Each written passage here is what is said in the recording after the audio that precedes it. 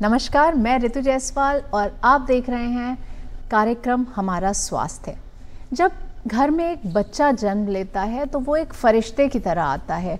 वो घर में सिर्फ एक खुशियाँ ही खुशियाँ भर देता है। दादा दादी के चेहरे पर मुस्कान, नाना नानी के चेहरे पर चमक और पूरे घर में एक उत्सव का माहौल हो जाता है। वो उसके आने मात्र से चारों तरफ एक मानो एक अजीब सी उमंग आ जाती है और त्योहार जैसा लगने लगता है कि ये एक फरिश्ता, एक अवतार सा आ गया है। वो खुशी एकदम से परिवर्तित हो जाती है यदि पता लगे कि बच्चे को किसी किस्म की तकलीफ़ है, वो किसी परेशानी से गुज़र रहा है। तो इसलिए समय रहते आंकड़े बताते हैं कि यदि बच्चे की स्वच्छता का ध्यान रखा जाए, उसका सही समय पर उपचार हो जाए, उसका सही ढंग से टीकाकरण हो जाए, उसका सही भरण पोषण, माता का दूध दिया जाए, तो 50% तक उस मृत्यु दर को घटाया जा सकता है। तो आज इसी विषय पर चर्चा करने के लिए हमारे साथ डॉक्टर दीपेंद्र कुमार यादव जी हैं। आप पीएमसीएच में शिशु रोग विभाग में सहायक प्रोफेसर हैं। सर, आपका बहुत बहुत धन्यवाद आने के लिए। तो सर, जैसा हम लोगों ने देखा है कि अभी जैसे मैं बता रही हूँ कि बच्चों में एक बहुत कॉमन प्रॉब्लम होती है। आजकल तो मदर्स को भी बहुत कुछ पता नहीं होता है, क्योंकि पहले जॉइंट फैमिली होती थी तो बहुत लोग घर में देख लेते थे। बच्चा अगर रो रहा है, रोता ही जा रहा है, तो क्या वो असामान्य कहा जाएगा? नहीं, दरअसल आप हम लोग देखते होंगे ना कि जो स्लीपिंग पैटर्न जो होती हैं बच्चे की, जो दिन में लगभग दिन में सोते रहते हैं बच्चे और रात में जगती है, तो माँ को लगता रहता है कि हम लोग क्या है, हम लोग का स्लीपिंग पैटर्न अपोजिट है। हम लोग रात में सोते हैं, दिन में जगते हैं, तो वो एक टोटली नॉर्मल है। उसमें आपको देखना होगा ना बच्चे को कि आपका बच्चा भूखा तो नहीं है ना। कभी कभी है कि अब यूरिन पास कर रहा है, स्टूल पास कर रहा है। Before passing the stool and urine baby को सेंसेशन फील होता है, उसके कारण भी रोती है। ये सब चेक करने के बाद यदि लगे कि इन्वायरमेंटल कोजी इन्वायरमेंट है कि नहीं, ये सब देखने के बाद भी लग रहा है कि बच्चे आपका कंटिन्यूस रोए जा रहा है, तब चिंता की बात है। उसके बाद उसको डॉक्टर के पास ले जानी है। मतलब अगर कुछ भी अनईजी सा लगे उसको तो डॉक्टर के पास ले जाना है। अच्छा, नॉर्मली बच्चे जब जैसे होता है कि डायरिया, वॉमिटिंग बहुत कॉमन सा प्रॉब्लम है, ये कब समझें कि ये नॉर्मल कोर्स में हो रहा है या अभी डेंजर जोन है कि बच्चे को नहीं, अब ये ज़्यादा हो रहा है? तो इसको कब सामान्य से असामान्य कब बन जाता है? जनरली आप न्यूबॉर्न का जो स्टूल पैटर्न देखिएगा ना, 2 टाइप के स्टूल पैटर्न होते हैं न्यूबॉर्न में, है ना। कभी कभी देखिए कि 10 से 12 बार भी स्टूल करती है। कोई बच्चे 5 से सप्ताह में 1 या 2 बार स्टूल पास करती है। तो जो बच्चे दिन में 10 से 12 बार करती है, जब हम दूध पिलाएं बच्चा पोटी कर दिया, तो डायरिया नहीं है। इसको हम लोग गैस्ट्रोकोलिक रिफ्लेक्स बोलते हैं, है ना। उसमें ध्यान देने की बात है कि अभी आपके बच्चे का वजन बढ़ रहा है ना, और स्टूल पास कर रहा है, तो कोई घबराने वाली बात नहीं है। घबराने वाली बात तब है कि बच्चे आपके डायरिया के बाद सुस्त हो जाए, डिहाइड्रेशन हो, आँख धंस जाए, बच्चा दूध नहीं ले रहा हो, उस कंडीशन में आपको डॉक्टर के पास जानी है। अब वोमिटस के बारे में देखिएगा, small amount of vomits newborn baby करती है, जिसको हम लोग स्पीटिंग बोलते हैं। उसके लिए हम लोग बोलते हैं कि दूध पिलाने के बाद बर्पिंग करवाइए। यदि बच्चा 5 से 6 बार वोमिट कर रहा है, वोमिटस का कलर यदि येलो है और ब्लैक है या ब्लडी वोमिट है, उसके बाद तुरंत डॉक्टर के पास कंसल्ट करने हैं। 3 चीज़ में कंसल्ट करने हैं वोमिटस में। वोमिटस का कलर येलो हो, वोमिटस का कलर ब्लैक हो, वोमिटस का कलर ब्लडी हो, तब आपको डॉक्टर के पास जानी है। वो पैथोलॉजिकल है। ऐसा कोई स्थिति आने पर तुरंत डॉक्टर के पास। अच्छा डॉक्टर साहब, अब हम लोग सुनते हैं कि मतलब प्री मैच्योर बेबी भी बहुत ज़्यादा देखने को मिलते हैं। प्री मैच्योर बेबी अगर बोला जाए तो जो जन्म उनका 9 महीने का निर्धारित है, कई बच्चे 7 महीने में पैदा होते हैं, कई बच्चे 8 महीने में पैदा होते हैं। तो ऐसी स्थिति में प्री मैच्योर डिलीवरी ना हो तो माताओं को क्या करना चाहिए? प्री मैच्योर से मेरे पास और भी कई सारे सवाल हैं कि मतलब ऐसी स्थिति में ना हो तो क्या करना, और अगर हो जाए, बच्चा 7th मंथ में हो रहा है, तो क्या क्या एहतियात बरतना चाहिए? देखिए, उसका जो प्री मैच्योर डिलीवरी का जो रिस्क फैक्टर होती है ना, बहुत सारा रिस्क फैक्टर होता है। जैसे आपका डेमोग्राफिक रिस्क फैक्टर होती है, तो रेस बोलते हैं, एज क्या है मदर का, है ना। इसके बाद बिहेवियरल रिस्क फैक्टर क्या है। बिहेवियर रिस्क फैक्टर मतलब मदर का स्मोकिंग का पैटर्न क्या है ना। सोशियो इकोनॉमिक कंडीशन क्या है, कितने कैसा अवेयरनेस क्या है, उसको एजुकेशन क्या है, इस सब पर भी निर्भर करती है कि आपका बच्चा कैसा प्रीटर्म हो कि नहीं हो।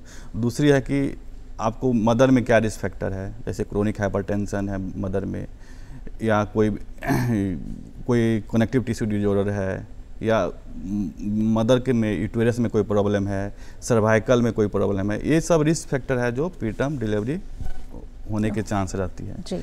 यदि ये रिस्क मतलब यदि ट्रू लेबर पेन हो गया तब क्या करनी है, तो यदि आप प्रेग्नेंट है, ट्रू लेबर पेन आप हो गया, तब आपको नियरेस्ट कोई डॉक्टर के पास जानिए, PSC जाइए, CSC जाइए। उसके बाद भी यदि आपको यदि अच्छे जगह जानी है तो इन यूटेरो ट्रांसफ़र 2 टाइप की ट्रांसफ़र होती है। एक तो बच्चा डिलीवर हो गई उसके बाद ट्रांसफ़र कर सकते हैं, एक है कि मदर को ही हम ऐसा जगह भेज दें जहाँ प्रीटर्म केयर हो जाए। तो सबसे बेस्ट होती है कि आप मदर को ही इस सेंटर पर जिस सेंटर पर भेजिए जहाँ पे आपको प्रीटर्म केयर हो, वो बेस्ट होती है। और ये नहीं हो पाए तो हम लोग बेबी को भेजते हैं हम लोग हायर सेंटर पे। मतलब पहले से ही अगर गर्भावस्था के दौरान ही पता लग रहा है कि सिचुएशन ऐसा है तो मदर को पहले से एडमिट कर देना चाहिए, एडमिट करनी चाहिए, ऐसा सेंटर पे एडमिट करना चाहिए जहाँ पे प्रीटर्म केयर हो सकता हो उसका। और भी ऐसी बहुत सी बातें हैं जो हम लोगों को जानना बहुत ज़रूरी है, इसीलिए हमने बनाई है एक छोटी सी रिपोर्ट। देखते हैं उस रिपोर्ट को। शिशु के जन्म के पहले 2 वर्षों में शरीर और मस्तिष्क का विकास बड़ी तेजी से होता है और इसमें पोषण का बहुत बड़ा योगदान है। जन्म के पहले घंटे से लेकर लगातार 6 माह तक सिर्फ माँ का दूध और उसके बाद 2 वर्ष तक माँ के दूध के साथ पूरक पोषक आहार हर नवजात के समुचित विकास के लिए आवश्यक है। लेकिन अभी भी इसके प्रति माताओं में जागरूकता की बेहद कमी है। बच्चे कुपोषित हो रहे हैं। आंकड़े बताते हैं कि देश में 5 वर्ष से कम आयु वाले बच्चों की एक बड़ी संख्या कुपोषण जनित परिस्थितियों की वजह से दम तोड़ देती है।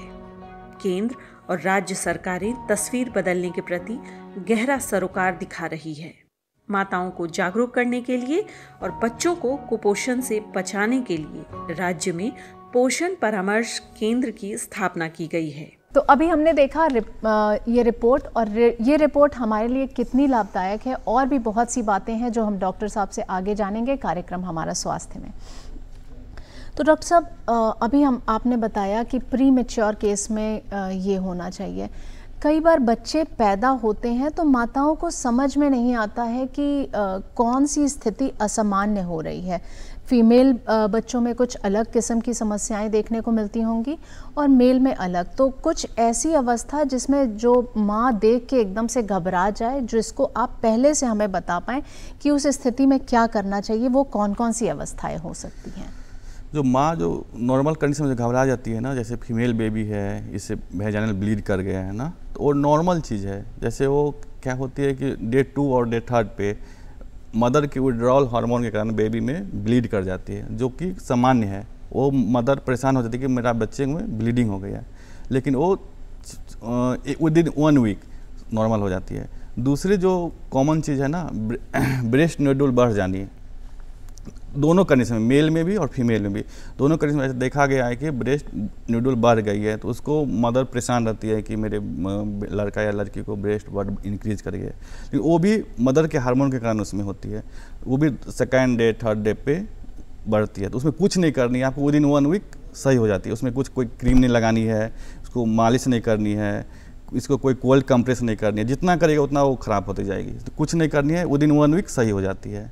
अच्छा, तो ऐसी अवस्था में कुछ करना नहीं है, उसको एज इट इज़ छोड़ देना है। क्योंकि कई बार होता है कि बहुत से लोग घरेलू उपचार में लग जाते हैं और लगता है कि इसको दबा के कम किया जा सकता है, सब जैसा कि आपने बताया। तो उन किसी भी चीज़ों को नहीं ट्राई करना है, जैसा कि डॉक्टर बताएं आपको उसी चीज़ पे आगे बढ़ना है। डॉक्टर साहब, संक्रमण के बहुत सारे कारण हो सकते हैं। मतलब कई बार होता है सिर्फ गंदे हाथ से छू देना या क्या, किन चीज़ों को आप बोलेंगे कि उसका उचित ध्यान रखना चाहिए, बच्चे के साथ ये ना करें? वो ऐसी कौन सी चीज़ें हैं? संक्रमण जनरली न्यूबॉर्न में संक्रमण 2 टाइप के होती है। यूएनएस बोलते हैं इसको हम लोग, अर्ली ऑनसेट न्यूनेटल सेप्सिस और late onset neonatal sepsis. Early मतलब 3 दिन से पहले, लेट हम लोग बोलते हैं 3 दिन बाद। तो अर्ली का डिफरेंट कारण है, लेट का डिफरेंट कारण है। अर्ली हम जिसे बोलते हैं कि अर्ली जनरली माँ के कारण, या हम लोग माँ के कारण मतलब कि प्रीटर्म डिलीवरी हो गई, लीकिंग हो गई, प्रोलॉन्ग लीकिंग, प्रोलॉन्ग पानी छूट गई उसको, इस कंडीशन में जहाँ हम डिलीवरी करवा रहे हैं वो लेबर रूम का क्या क्लीनिंग है, मैंने क्लीन, जैसे हम लोग बोलते हैं ना, क्लीन सरफेस, जी। Clean perineum, clean tie, clean cut, ये सब क्लीन होनी चाहिए। और जो हम लोग लेट बोलते हैं, लेट प्रीटर्म जनरली हम लोग, जैसे बच्चे आपका NICU में एडमिट हो गया, इस कंडीशन हो जाती है, या फिर हम लोग माँ का दूध नहीं पिलाते हैं, बोतल का दूध दे दिए, बोतल का दूध में या कटोरी चम्मच दे दिए, उसका हाइजीन हम मेंटेन नहीं कर पा रहे हैं, इस कंडीशन में जनरली सेप्सिस की चांस होती है, खास करके प्रीटर्म बेबी में। जो टर्म बेबी होती है, टर्म बेबी जनरली सेप्सिस नहीं के बराबर होती है, बहुत रेयर देखेंगे, लेकिन प्रीटर्म में बहुत कॉमन है सेप्सिस। तो वो 2 चीज़ मेंटेन करनी है, जैसे आप जहाँ डिलीवरी करवा रहे हैं उसका सुरक्षा देखिए कैसा है, और जब डिलीवरी के बाहर आपका जब किसी बेबी को अपना NICU में या PSC में रख रहे हैं, उसका साफ़ सफाई कैसी है। बाद में हम लोग जो बोतल जो है उसको क्लीनिंग कैसे करनी है, बोला जाता है कि बोतल का क्लीनिंग 10 मिनट तक बॉयल पानी में करनी है जी, है ना। उसके बाद हाथ धोनी है, हाथ धोने का भी स्टेप है, 1 मिनट तक हाथ धोनी है जी। वो सब करनी है। जैसा कि है कि माताओं को इन सब क्लेanलीनेस का तो ध्यान रखना है कि 1 मिनट तक हाथ धोना है, 10 मिनट तक बॉयल करना है बॉटल को, लेकिन कहा जाता है बच्चे के लिए पहला 24 घंटे बहुत ज़्यादा महत्वपूर्ण होता है और माता के दूध का, स्तनपान का बहुत ज़्यादा महत्व है। तो ये क्यों इतना ज़रूरी है? इसमें ऐसा क्या है कि मतलब इम्यूनिटी कैसे बूस्ट, मतलब ये आप हमारे जो भी अभिभावक अभी जुड़े हुए हैं, दर्शक देख रहे हैं, आप उनको बताएं कि वो 24 घंटे कितना आवश्यक है और स्तनपान कितना आवश्यक है। देखिएगा, WHO का भी कहती है ना कि विद इन आवर या एज सुन एज पॉसिबल, जितना जल्दी हो सके माँ का दूध पिलानी है। हम लोग भी करते हैं, जैसे बेबी, हम लोग जो बेबी डिलीवर होगी लेबर रूम में, हम लोग लेबर रूम में दूध पिला, स्किन टू स्किन कांटेक्ट करवा के वहीं पे दूध पिला देते हैं। और विद इन आवर में जो बॉन्डिंग होती है ना, अब वो मिस किए ना तो बॉन्डिंग होने में दिक्कत भी होती है। देखिए कॉमन प्रॉब्लम रहती है कि माँ दूध नहीं हो रही है या बच्चा दूध पकड़ नहीं रही है। हम लोग करते क्या है इसको कि कटोरी चम्मच से पिला देते हैं सबसे पहले। और जैसे हम लोग के पास दिमाग है, बच्चे के पास भी दिमाग है ना। आप भी देखिएगा कि किस कंडीशन में बच्चे को कठिन लगेगा दूध पीने, एक ब्रेस्ट पे या कटोरी चम्मच पे। कटोरी चम्मच पे आसान होती है पीने में, ब्रेस्ट पे कठिन होती है क्योंकि उसको सक करना है, चूसनी है। तो हम लोग ह्यूमन नेचर है ना, कोई भी कठिन काम नहीं करना चाहते हैं, इसलिए प्रॉब्लम आती है। अच्छा, ये न्यूबॉर्न बच्चों का जो अभी बहुत कॉमनली देखने में आता है जॉन्डिस, मतलब मुझे लगता है कि 60% बच्चों में ये प्रॉब्लम बहुत ज़्यादा देखने को मिलती है और बहुत सारे लोग कहते हैं कि अगर आप सुबह की धूप में बच्चे को लिटा देंगे तो उसमें वो ठीक हो जाएगा। तो इसमें कितना मिथ है और कहाँ पे हमें ये ऐसा एक्शन लेना है कि बच्चे को नहीं, अब हमें डॉक्टर को दिखा देना चाहिए? 3-4 चीज़ जॉन्डिस में जो को समझनी है। पहला जॉन्डिस जो बेबी का जॉन्डिस है, हम लोग का जॉन्डिस है, टोटली डिफरेंस है ना। हम लोग कभी रेंज देख के घबरा जाते हैं, जैसे हम लोग में जॉन्डिस है कि 1 या 2 से ऊपर हो गई तो हम लोग को जॉन्डिस घबरा जाते हैं। बेबी का है कि आपका एक लेवल है ना, उस लेवल हम लोग के जॉन्डिस से बहुत ऊपर जाती है उसकी। जैसे है कि डे 4 पे ना, उसका जब कोई टर्म बेबी है, चौथा दिन है, उसका जो रेंज होती है ना 21 होती है। 21 के ऊपर जाने पर हम लोग 43 पे लगाते हैं। और जो गाँव के आदमी है 10 दिख लिया, 10 देख के घबरा गए, डॉक्टर के पास चले गए, है ना। तो घबराने नहीं, इस कंडीशन में डॉक्टर के पास जानी है। घबराने का किस किस कंडीशन में है जॉन्डिस के लिए, कभी भी आपका पाम इनसोल पे जॉन्डिस दिख रहा है तो डॉक्टर को कंसल्ट करनी है। बच्चा आपका पीला लग रहा है, बच्चा आपका सुस्त हो गया, दूध नहीं पी रहा है, तब कंसल्ट करनी है, डॉक्टर के पास करनी है। और जो आप लास्ट क्वेश्चन बोले कि सनलाइट है ना, सनलाइट का क्या है? देखिए सनलाइट का है कि कोई इसका डिफिनिट कोई ये नहीं है, क्या कोई एविडेंस नहीं है कि आपको कोई मेडिकल साइंस ऐसा एविडेंस नहीं है कि सनलाइट से जॉन्डिस कम हो जाएगा या लेकिन वो आया कहाँ से ये भी बोले। तो पहले जब हम लोग वार होती थी या फेमाइन आ गई तो बहुत सारा बच्चे आ जाते थे, है ना। तो वहाँ पे फिल्टर सनलाइट यूज किया करते थे। तो वो फिल्टर सनलाइट क्या होती थी कि एक ग्लास की बना दिया जाता था, उसमें से जो सनलाइट है, सनलाइट फिल्टर करके जो ब्लू लाइट की रेंज है वो इफेक्टिव होती है न्यूबॉर्न जॉन्डिस के लिए। और वो धीरे धीरे बढ़ के वो सनलाइट आ गई, लेकिन उसका कोई साइड इफेक्ट भी नहीं है। सनलाइट में विटामिन डी मिलेगी आपको, है ना।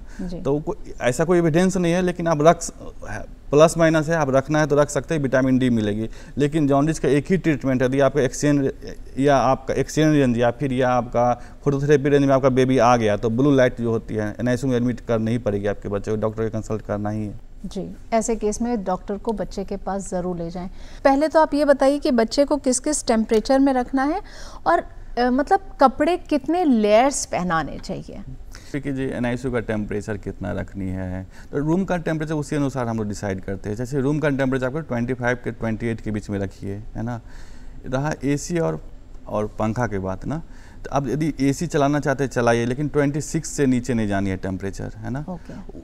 और बेबी को जब AC में रख रहे हैं तो फुल स्लीव कपड़ा पहनाइए। वेंट की डायरेक्शन बेबी पर नहीं पड़नी चाहिए जी। पंखा पे रख रहे हैं तो पंखा का डायरेक्ट डायरेक्शन बेबी पर नहीं आनी चाहिए। और दूसरी जो महत्वपूर्ण चीज़ है कि आपकी क्लोथिंग, कपड़ा कितना पहनना है ना। कितने तो अब WHO की जो गाइडलाइन है ना, अकॉर्डिंग टू WHO जो बोलती है कि आप जिस लेयर में आप कंफर्टेबल है, जैसे हम अभी एक लेयर में कंफर्टेबल है इस मौसम में, तो एक लेयर एक्स्ट्रा बेबी को पहनाइए। किसी भी मौसम में जितने लेयर में आप कंफर्टेबल है उससे एक लेयर एक्स्ट्रा पहनाइए। आपको चेक करिए कि बच्चा आपका गर्म है कि ठंडा है। यदि गर्म है तो लेयर कम करिए, ठंडा है तो लेयर बढ़ाइए। तो जैसे आपने बताया कि एक लेयर ज़्यादा पहनाना है एक्स्ट्रा, तो ये किस वेदर में, मतलब किसी भी वेदर में? जैसे हमें गर्मी है, गर्मी हम एक लेयर पहने तो उसमें 2 लेयर पहनाइए। ठंडी में हम 3 लेयर पहने उसको 4 लेयर पहनाइए। अच्छा, अब दूसरा एक चीज़ होता है कि नाभि का केयर जो कहते हैं कि बहुत ही इम्पॉर्टेंट है। कई लोग उसमें तेल लगा देते हैं, तो ये मतलब जो दादी नानी से सुनते चले आ रहे हैं कि ये करने से आँख में काजल लगा देने से अच्छा रहेगा, तो आप इसको कहाँ तक सही मानते हैं और कहाँ ये गलत हो जाता है?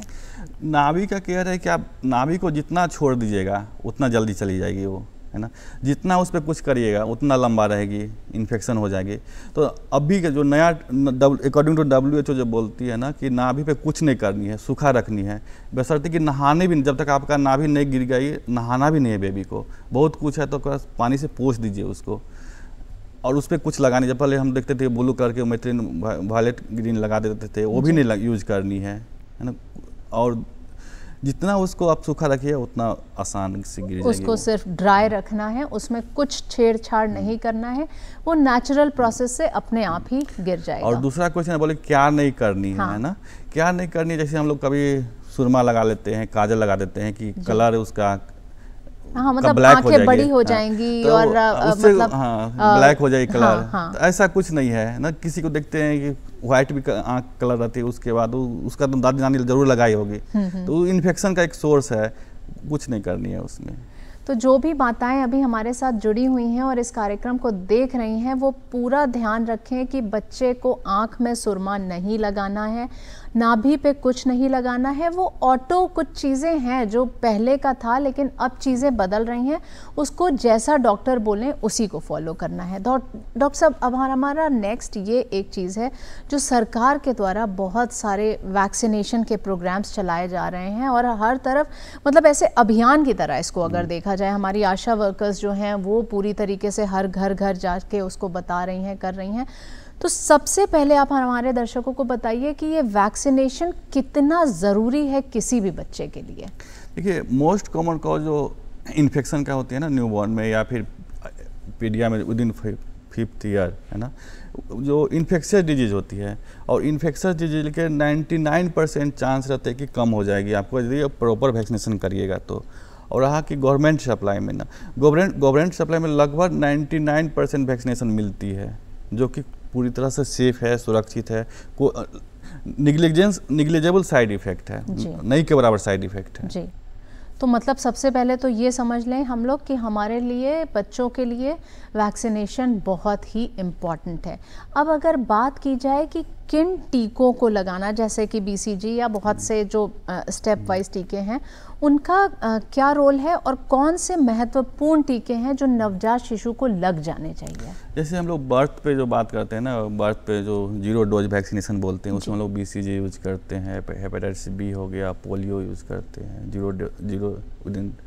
उसके बाद पहले था कि प्रीटर्म बेबी को कि 2 किलो से कम है तो हेपेटाइटिस B नहीं देनी है, लेकिन अब नहीं है ऐसा। 2 किलो के बाद 2 किलो से कम भी है तो आप उसको दे सकते हैं, लेकिन उसको काउंट नहीं करनी है। अगले बार जो हम लोग जो 6 वीक पर देते हैं उस समय देनी है। तो पहला आपका 0 डोज वैक्सीनेशन हो गई। उसके बाद हम लोग 6 वीक पे, मतलब 1.5 मंथ पे देते हैं जी। उस कंडीशन में हम हेक्सावैलेंट यूज़ करते हैं, रोटा वायरस यूज़ करते हैं और निमोकोकल यूज करते हैं 6 वीक पे। उसी को रिपीट करते हैं 10 वीक और 6 वीक, 10 वीक और 14 वीक, मतलब आपका 1.5 मंथ 2.5 महीना और 3.5 मंथ। जी, ये टीके एकदम ज़रूरी हैं और वो लगवा लेना चाहिए। हेपेटाइटिस बी के बारे में मैंने सुना है कि वो टीका भी बहुत ज़रूरी है, और मतलब उसके अगर ना लगवाएं तो क्या हो सकता है, क्योंकि बहुत से लोगों का एक ये भी मानना है कि हमारा खुद का इम्यून सिस्टम बहुत स्ट्रांग होता है, टीका लगाने से मतलब वो कम हो जाएगा, तो हमें टीके की तरफ नहीं जाना चाहिए। तो इस बारे में भी आप हमारे दर्शकों को ज़रूर बताएं। हेपेटाइटिस बी का टीका लगानी चाहिए। उससे क्या होती है कि जो हम लोग का hepatitis B vaccine, hepatitis B virus है, उससे जो हमको देखिएगा कि अब जो पीडिया में जो कॉमन जो बीमारी होती है जिसको हम लोग हेपेटिक इनकैफ बोलते हैं, हेपेटिक इंसेफ्लोपैथी होती है, उससे बचाती है, क्योंकि पीलिया हो जाती है। तो बहुत इंपॉर्टेंट है, लगवानी चाहिए, सबको लगवानी चाहिए। जबकि गवर्नमेंट में मिल रही है तो क्यों नहीं लगवाएंगे हम, जानी है। और इसके लिए जो आप बोले कि आशा अहम कड़ी होती है गाँव के लिए, क्योंकि आशा का जो सिलेक्शन होती है गांव से होती है ना, उस लोकेलिटी में रहती है। तो मेडिकल साइंस में क्या है, बिलीव है, तो वो लोकेलिटी पे है, वो रोज़ मिलती है उससे, वो जो बोलेगी उसका बिलीव उसके दिमाग में जाती है, और वही एक कड़ी है जो उसको CSC PSC में ले जाती है वैक्सीनेशन के लिए। तो आशा वैक्सीनेशन के लिए एक अहम रोल होती है। जी, जो आशा वर्कर्स हैं हमारे लिए बहुत कुछ कर रही हैं, वो घर घर जाके बताती हैं, इसलिए वो जो भी आपको बता रही हैं उसको सुने, जहां बताया जा रहा है, जो भी वो टीके दे रही हैं उसको लें भी। अच्छा डॉक्टर साहब, जैसे अक्सर हम लोगों ने देखा है कि टीका लगवाने के बाद बच्चों में बुखार आ जाना, और कई बार अगर देखें लोग वो ये भी बोलते हैं कि पेनलेस इंजेक्शन है, ये क्या पेनलेस इंजेक्शन जैसी भी कोई चीज़ है या नहीं है? देखिए, ऐसा कुछ नहीं है ना। पेनलेस क्या, ऐसा कोई चीज़ नहीं बना जिसको हम निडिल किसी मांस में निडिल देंगे और पेन नहीं करे। तो ऐसा नहीं होती है कि जो सिम्टम जैसे फीवर बोले, रिएक्शन होती कम होती है। लेकिन अब गवर्नमेंट में भी पहले थे कि नहीं, अब हम लोग के दिमाग में था कि प्राइवेट में जाएंगे तो पेनलेस इंजेक्शन देखिए, ऐसा नहीं है। और गवर्नमेंट में भी अब वैक्सीनेशन नहीं के बराबर पेन करती है, और साइड इफेक्ट उसका जो फीवर आप बोलें, फीवर या कोई रिएक्शन निग्लिजेंस है, नहीं के बराबर है। लेकिन तब पर भी हम लोग पैरासीटामोल लिख देते हैं कि जब भी बच्चे को आप वैक्सीनेशन दिलवाएं, पैरासीटामोल अपने पास रख लीजिए। हम लोग डोज प्रिस्क्राइब करते हैं कि जब भी लगे कि फीवर हो गया, मतलब 101 से ऊपर, 100.4 से ऊपर बुखार हो गई, या बच्चा एक्सेसिव कराई कर रही है, तो पैरासीटामोल दे देनी है।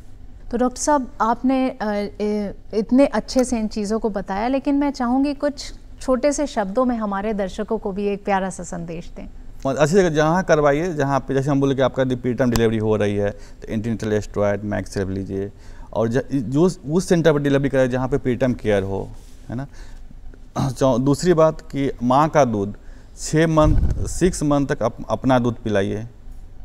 और तीसरी जो मैसेज है कि टीका, जो टीका सरकारी अस्पताल में उपलब्ध है वो टीका ज़रूर से ज़रूर दिलवाइए। जी, ओके। तो डॉक्टर साहब, आपने अपना कीमती समय दिया और हमारे स्टूडियो में आए, उसके लिए बहुत बहुत शुक्रिया, धन्यवाद। तो दर्शकों, अभी हमने जाना कि नवजात शिशु ही हमारे समाज की धरोहर है, वही आगे आने वाली पीढ़ी है, इसलिए उसका ध्यान रखना अत्यंत आवश्यक है। इसलिए समय रहते टीका लगवाएं, सुरक्षा का ध्यान रखें।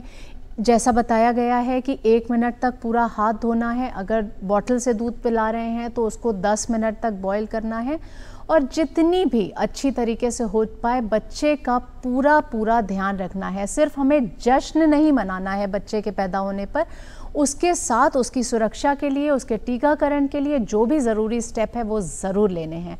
आज के लिए बस इतना ही। अगले अंक में आपसे फिर मुलाकात होगी एक नए विषय पर। तब तक के लिए मुझे और मेरी टीम को दीजिए इजाज़त। धन्यवाद।